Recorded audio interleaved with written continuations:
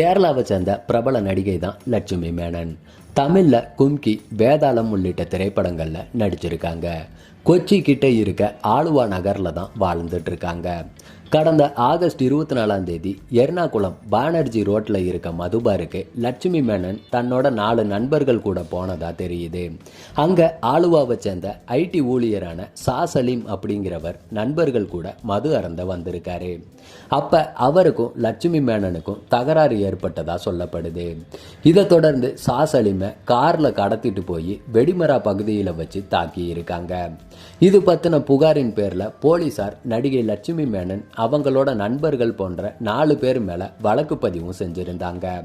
இந்த வழக்குல லட்சுமி மேனன் முன்ஜாமீன் கேட்டு கேரளா ஹைகோர்ட்ல மனு தாக்கல் கொடுத்திருந்தாங்க. இதை தொடர்ந்து சமாதான பேச்சுவார்த்தை மூலமா இந்த வழக்கு வாபஸ் பெறப்பட்டதா நடிகை லட்சுமி மேனன், ஐடி ஊழியர் போன்ற 2 பேருமே ஹைகோர்ட்ல தெரிவிச்சிருந்தாங்க. இதை பரிசீலனம் பண்ண நீதிபதி டயஸ் தலைமையிலான அமர்வு பார்த்தீங்கன்னா நடிகை லட்சுமி மேனன் மேல இருந்த வழக்கை ரத்து செஞ்சு உத்தரவிட்டிருக்கு.